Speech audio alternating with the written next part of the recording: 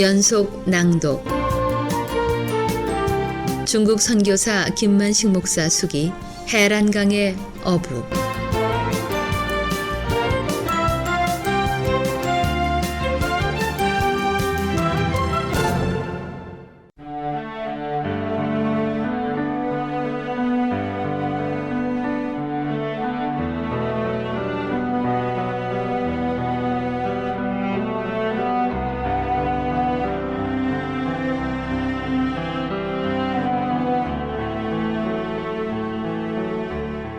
고 서영도 집사님의 자녀들은 딸 넷, 아들 둘이었다.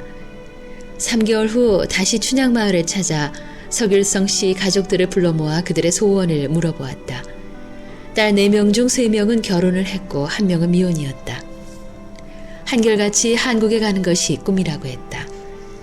이곳 중국에서 한국 가는 것은 70년대 한국에서 미국에 가는 것보다 더 어렵다.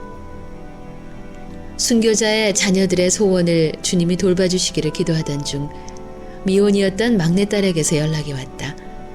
한국 남자와 결혼을 하게 됐다고 하면서 결혼을 교회식으로 하고 싶은데 나에게 주례를 부탁드려도 되겠느냐는 연락이었다. 초라한 그녀의 집 안방을 군데군데 하얀 천으로 막아놓고 결혼 예식장을 만들었다. 5평도 되지 않는 작은 방은 신랑과 신부와 주례자가 서 있기도 비좁았다. 하객들이 방문 밖 마당에서 지켜보는 가운데 결혼 예식을 가졌지만 꿈을 이루었다는 만족으로 신부는 행복한 미소를 잃지 않았다. 내가 목사가 되어서 처음으로 결혼 주례를 하고 그들에게 축복을 빌었다.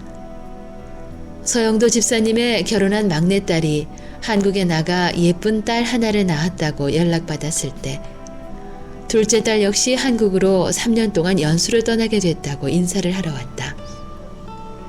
목사님이 기도해 주셔서 자기들의 모든 소원이 이루어졌다고 말하는 둘째 딸은 어디를 가든지 아버지가 믿었던 하나님을 꼭 의지하며 믿고 살겠다는 이야기와 자기 가족들에게 관심을 가져주시는 그 은혜는 평생 잊지 못할 것 같다고 했다. 애써 눈물을 보이지 않으려는 모습에서 순교자의 자녀들의 평강과 만족함을 엿볼 수 있었다. 둘째 딸의 아름다운 모습을 바라보면서 저들이 아무리 환경이 어렵다 할지라도 주님을 잊지 않을 것 같아서 내 마음은 벅차기만 했다. 순교자의 자식들이니 이 땅에서 잘 될 것이라고 그들에게 용기를 주며 간절히 기도해 주었다. 둘째 딸을 돌려보낸 후 다시 한번 기도했다. 주님, 중국에서 만나야 될 사람들을 꼭 만나게 하옵소서. 어려운 순교자의 가정부터 만나게 하소서. 마음껏 도울 수 있도록 말입니다. 주님께서 나를 이 땅에 보내주신 목적 가운데는 순교를 하셨던 믿음의 후예들을 돌보라는 사명도 있는 줄 믿습니다. 고 서영도 집사님의 후손들을 만나게 하신 하나님, 고맙고 감사합니다. 할렐루야. 사역지 중국 현장에서 하나님은 나에게 넷째 아들을 낳게 하셨다. 어린아이 때부터 키우려면 너무나 힘들 것 같기에 24살 된 아들을 선물로 주신 것이다. 2001년 11월 어느 날인가 내가 연변대학 의학원 중의과를 졸업하고 연길 시내에 있는 연변대학교 부속병원인 중의원에서 침구 실습을 할 때였다. 함께 침구 실습을 하는 젊은 청년을 만날 수 있었다. 나보다 2달 먼저 와서 실습을 하고 있다는 침구 실장의 얘기를 들었다. 침구 실장은 수많은 환자들이 왔다 가는 침구실은 항상 청결한 청소가 필요한데 이 젊은이는 침구 실습보다도 침구과에 찾아오는 환자들에게 어려움이 없도록 청소에 더 신경 쓰고 있는 것이 대견하고 고맙다고 하며 이름이 국광이라고 소개해 주었다.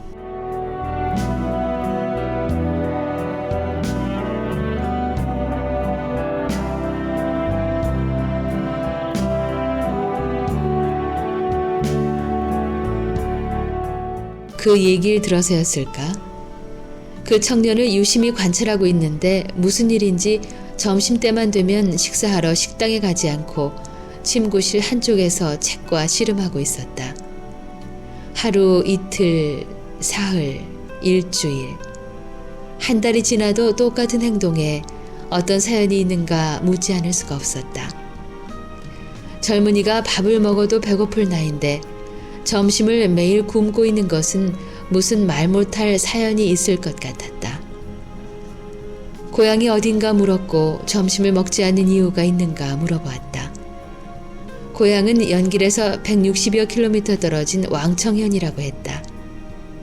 아버지가 5년 전부터 신부전증으로 몸져 누우면서 가난이 찾아왔고 어머니가 봉제 일을 하며 한 달에 400위안씩 받아 아버지 병간호와 자기를 공부시켜주기 때문에 돈이 없어서 하루에 한 끼로 해결하고 있다는 얘기를 들을 수 있었다. 일찍 물어보지 못한 것이 미안스러웠다. 선교사와 함께 실습하고 있는 어려운 처지의 국광이의 아픈 마음을 늦게나마 알게 해주신 주님 앞에 감사기도를 드리면서 어려운 환경을 이기고 공부할 수 있는 길을 찾아주고 싶었지만 별 뾰족한 방법이 없었다. 밤에는 어디서 자느냐고 물어보았다. 조그만 방에서 8명이 합숙한다고 했다. 담배 연기와 시끄러움 때문에 일찍 들어가지 못하고 잠만 자러 들어간다는 생활공간은 의대 공부를 할 수 있는 여건이 아니었다. 평소에는 느끼지 못했는데 국광이의 딱한 처지를 전해 들어서일까. 국광이의 마른 체격은 청년의 체격이 아닌 것 같았다. 기숙사에 돌아와 주님 앞에 기도했다. 국광이의 악기를 도와달라고 무릎 꿇었을 때 너의 4번째 아들로 국광이를 너에게 주었다는 주님의 세심한 음성이 나를 다시 한번 놀라게 했다. 국광이에게 부모가 있는데 주님은 왜 국광이가 내 아들이라고 하실까? 밤늦게까지 국광이에 대한 어려운 일들을 하나하나 주님 앞에 보고 드렸다. 그리고 어떻게 하면 국광이와 함께 지낼 수 있을까를 생각하기 시작했다. 당장 숙소가 문제였는데 내가 거주하고 있는 기숙사는 외국인 외에 내국인은 절대로 들어올 수 없다는 학교 당국을 설득하는 일이 무척 어려울 것 같았다. 또 사랑하는 아내가 이곳에 있다면 따뜻한 밥을 먹일 수 있겠지만 나 혼자 생활하다 보니 닥치는 대로 먹고 사는데 국광이를 데려오면 여러 가지로 신경이 쓰일 것 같았다. 또 국광이가 실습비도 아직 병원 측에 납부하지 못했다는 얘기도 들었다. 앞으로 의사 면허증을 받기까지 넘어야 할 고개가 많이 남아있다고 했다. 밤늦은 시간까지 잠을 이루지 못하고 국광이에 대한 진로 문제를 고심하다가 지나쳐버렸으면 됐는데 왜 또다시 고통스러워하느냐고 내가 나를 책망해보기도 했다. 중국 땅에 세워진 병원 운영비와 동성 처소교회에서 피아노 반주를 하는 장송이가 해람 마을 사람들에게 진 빚을 대신 갚는 것도 아직 다 갚질 못했는데 끝없는 수렁 속으로 빠져들어가는 것만 같았다.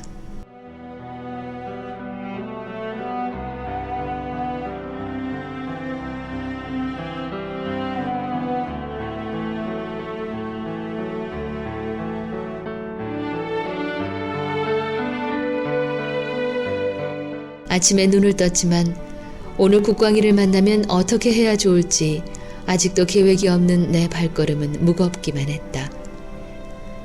그러나 한순간 전에 중국 땅에서 함께 일할 유능한 젊은 의사를 보내달라고 기도했던 것이 생각났다. 그래, 기도의 응답일 거야. 나의 4번째 아들로 삼자. 중국 땅에서 최고의 명의가 될 수 있도록 하나님이 축복하실 것이다. 미래의 국광이를 그려보면서 병원 문을 들어섰을 때 지난밤에 잠을 이루지 못하고 씨름하던 내 모습은 온데간데 없고 마치 개선장군이 된 모습이었다. 국광이 손을 잡고 너는 내 4번째 아들이라며 손목을 잡았을 때 내 가슴 속에서 열기가 솟아오르고 있었다. 사랑하던 아내와 30년 전에 연애하던 시절에 창경원에서 처음 손목을 잡았을 때 일어났던 그 현상이 일어나는 것이 신기했다. 내 기숙사 옆에 방 한 칸이 비어있기에 학교 당국에 국광이와 함께 있게 해달라고 요청했다. 내국인은 절대 안 된다는 학교 당국에 국광이는 내 네 번째 아들이라고 하자 의외로 쉽게 승낙이 떨어졌다. 미국에 있는 아내에게 네 번째 아들을 주님이 선물로 주셨다고 보고했다. 아내는 국광이는 무슨 복이 많아 우리 남편 목사님을 만났을까라고 얘기하며 국광이 때문에 잠을 이루지 못하고 고심했을 모습이 그려진다고 하면서 웃고 있었다. 아내는 하나님이 분명히 국광이를 유능한 의사를 만들 것이라고 하면서 전화를 끊었다. 내가 국광이의 아버지가 되면서 아내의 해산의 고통을 통해서만이 아들을 얻는 것이 아니라 주님의 사랑으로 자녀를 얻을 수 있다는 것도 알았다. 주님, 우리 국광이와 같은 아들을 더 만나게 해주세요. 주님이 세워주신 농촌병원에서 사역할 수 있는 진실한 의사 아들을 더 만나게 해달라고 기도하던 어느 날, 왕청에서 살고 있는 국광이 어머니가 나를 찾아왔다. 한국말을 못한다고 고등학교 동창 조선족 동포 아주머니하고 함께 찾아온 국광이 어머니는 나를 보자마자 눈물만 흘리고 있었다. 중국 산동성에서 이주해서 왕청현에 들어갔지만 생계 유지가 힘들었고 고된 노동을 하다 남편이 병을 얻어 자리에 누운 지 5년이 됐건만 약 한 점 먹지 못하고 바깥 출입도 할 수 없이 자리에 누워만 있었는데 아들이 병원에서 목사님을 만나 의식주 해결은 물론이요 학교 등록금과 병원 실습비까지 걱정 없이 의대 공부를 할 수 있다는 연락을 받은 남편은 5년 동안 누워있는 병석에서 벌떡 일어나 마을 사람들에게 이 기쁜 소식을 전하고 다닌다며 또 한 번 하염없는 눈물을 흘리고 있었다. 세상에는 기적도 많이 일어난다고 말만 들었는데 우리 가정을 불쌍하게 생각하신 하나님께서 내려주신 축복이라고 옆에 앉아있는 조선족 아주머니에게 말하며 이게 꿈이 아닌 것이 분명하냐고 묻고 있었다.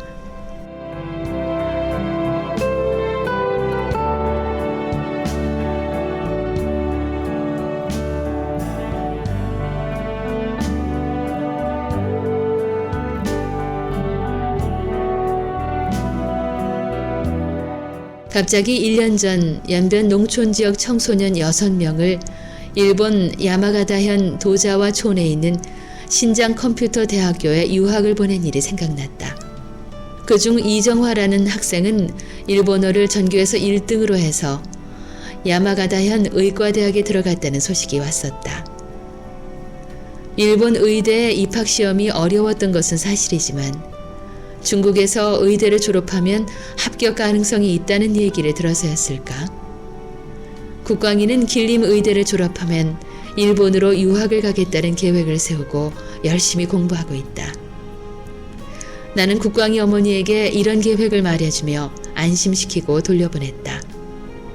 국광이 어머니가 왕청으로 돌아간 지 2년 후에 국광이 아버지가 건강한 모습으로 나를 찾아왔다.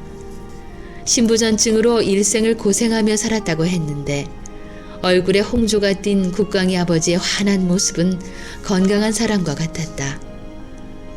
목사님을 만나 우리 가정이 웃음을 다시 찾았다는 글을 한국어로 써가지고 와서 나에게 건네주었다. 중국 고대 속담에 오물물을 마실 때 오물 판 사람을 잊지 말라는 글도 쓰여 있었다. 인간들이 참되게 살아가는 도리를 가르쳐 주신 김 목사님을 영원히 잊지 못할 것이라고 하면서 성경책을 꼭 한번 읽고 싶다는 국광이 아버지의 모습은 진실함이 스며 있었다. 얼마 전에 중국 의사 면허시험에 합격한 국광이는 의사가 될 수 있도록 도와주신 하나님의 은혜를 어떻게 갚아야 할까 날마다 기도한다고 고백했다. 국광이가 하나님과 더 가까워져가는 지난 2년의 시간들은 또 하나의 미래에 일어날 일들을 보여주시는 주님의 작품 같았다. 할렐루야. 중국 연변지역 오지마을에 농촌병원 10개를 더 세워달라는 부탁을 시정부 영도들로부터 받은 후 지난 1년 동안 성노가 해란 농촌병원을 유지하는 경비 때문에 큰 고통을 겪었던 일들이 생각나면서 기쁨보다는 걱정이 앞섰다.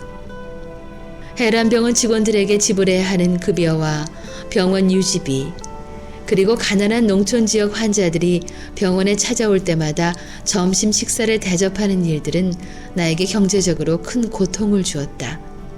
급여를 제 날짜에 지급하지 못한다면 농촌 병원으로서 위상이 떨어질 것이고 목사를 얼마나 불신임할까. 병원에 약이 떨어져 간다는 간호사의 얘기를 들을 때마다 불안하고 초조하던 때가 한두 번이 아니었던 순간순간이 떠오르기 시작했다. 병원 사역을 시작한 것을 얼마나 후회했던가. 병원 사역이 이렇게 힘들 줄은 전혀 예상하지 못했던 일이었다.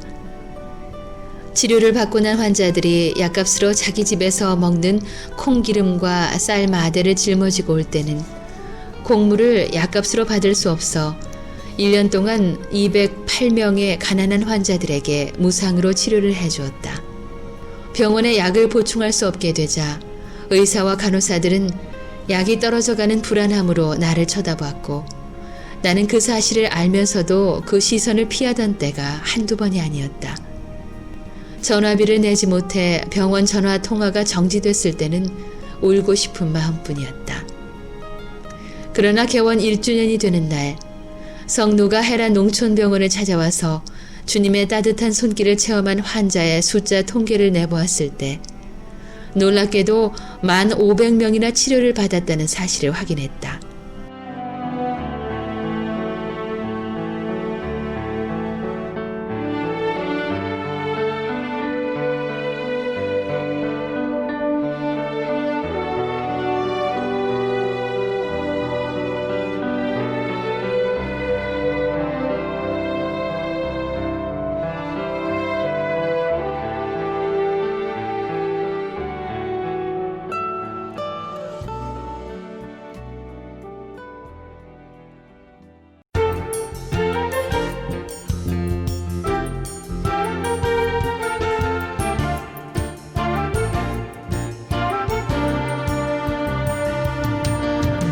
중국 선교사 김만식 목사 수기 해란 강의 어부, 지금까지 이정은이었습니다.